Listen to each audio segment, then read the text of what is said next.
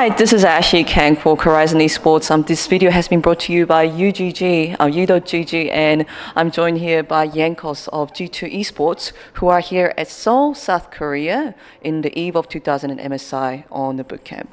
Hello. Hello, everyone. 안녕하세요. Hey, welcome back to Korea, because I know that this is not your first time in Korea. So, how have you been finding this visit? I actually like Korea a lot. This is my third time here during the bootcamp, and we always bootcamp at the same place, even though I was in different teams. So I know the area, I know where to go to eat, and I like the food, and I like the solo queue a lot. So I think my time in Korea is mostly fun. What is your favorite food to grab around this area? I eat kind of everything. I'm not a fan of seafood, so a lot of the food is, it's like 5-5, right? Because the Koreans do eat a lot of meat, but they also eat a lot of seafood and fishes. So I think around this area is just mostly chicken or just bulgogi. And you also just mentioned solo queue, and I suspect that the Korean solo queue is quite different from the EU solo queue. And do you find that the Korean solo queue junglers are more different compared to the EU junglers? I think that in Korea, it seems like people fight way more in solo queue. So I feel like the jungle role is less farm and more action. You have to help your laners way more. I played with, I think, Kang and with someone else that was famous. I'm not sure like about his. I don't remember, but I know that they really wanted jungle attention a lot, for me to help them, because they like to fight a lot and they like to trade a lot. In EU, jungle is more free-handed. And obviously, if you lose, they will flame you. So the server is still similar when it comes to that. Every time jungle is losing, they will blame you, right? Because you're doing gank, so it's your fault. And except for it, I like the fact that in Seoul there is no ping whatsoever. It's like 8 or 10 ping, and that's when we play from Berlin and servers are in Amsterdam, we play with 30 ping or something like that. So I feel like playing on stage, even though I'm just playing solo queue. I'm just gonna go back to the LEC spring split a little bit, and I'm gonna get straight to the point. You won the LEC, and I believe that this was your first championship. So how did I know that it's been a while since the finals, but how did that feel? Now that you had a time to look back at that event. Yeah, it felt really good. I never won anything. That sounds like I'm weird, but I never won the championship in Europe, and I was trying for so many years. I think five years, so 10 splits or 11 splits. I've been trying to win, and I never succeeded. But this time with G2 it was different. But also I kind of knew we would win because my team was very good, and I knew that we are probably the best team in Europe. So when I won, it was I was not super hyped, because the finals were not super close. But I'm really happy that my team is that good and that I can, be here at MSI and test ourselves against the best teams in the world. And G2 just had a very dominating split in general. And in the beginning of the split, they made some roster changes, like Caps coming into the mid lane, Perks also role swapping into the AD carry. Now that you look back, how successful do you believe that those roster changes were? I think that Perks is really good, so he did adapt well to his new role, AD carry. And last year when he was playing off role, he would also play AD when he would get out of field, or we would play funnel, and funnel would require him to play AD carries like Zaya or Kai'Sa, for example. So he had some experience in the role, but he also brings a lot of mages to the bot lane, so we are more flexible. And he's type of a player that talks a lot in game, so the communication improved too with jungle bot lane. So I feel like the changes were good, I feel like we are really strong now. I think we have a lot of potential. I don't know how far we can go at MSI. I don't know how we will match up against teams like SKT, IG, Team Liquid, and all those. But I think we are pretty good, So I was going to ask this question later, but you mentioned that you're not yet sure how you're going to fare against teams like SKT and IG. What is the reasoning behind that? Do you believe that those teams are quite dominating at the moment, or? I just think that last time when we played against IG, it was really one-sided during Worlds 2018 when we met them in semifinals. We thought we can win, but we could not really. You know, they kind of showed us really fast that we can't. But I think this roster is way different than the previous one, and I think we also learned a lot. And I think back then also like the Jace caught us off guard a bit, and the Shy with like his Jace was really dominating, and Rookie played really good Jace too. So I feel like now we know we are more prepared than we were back then, and I just think they are good. They have really good players, and we dominate in Euro because I feel like we are pretty much the best players on every position. But it's not exactly the same when you compare yourself to the best world players. You know, the best Korean players, the best Chinese players, they are really good too. So it's going to be a challenge. Like, if I put those teams on a table, G2, SKT, IG,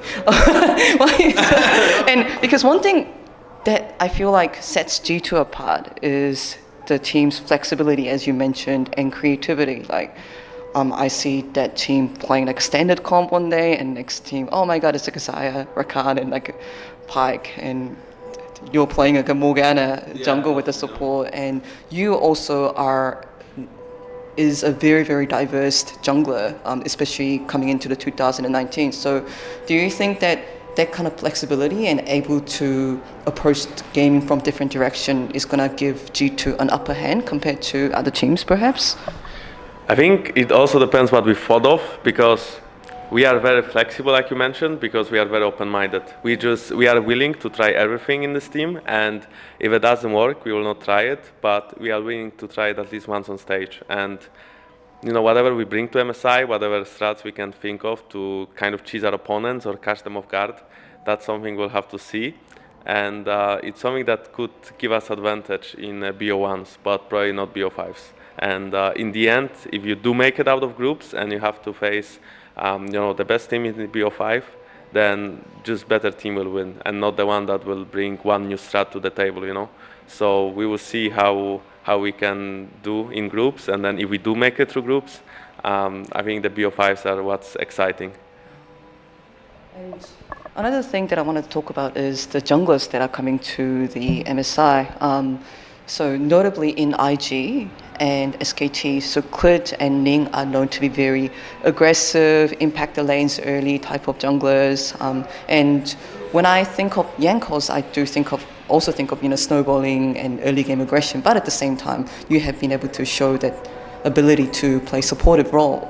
So how do you think, it's a bit of a challenging question, how do you think you'll be faring against those junglers as Ning and Clit and also Xmithy, and do you think your diversity will give you any upper hand?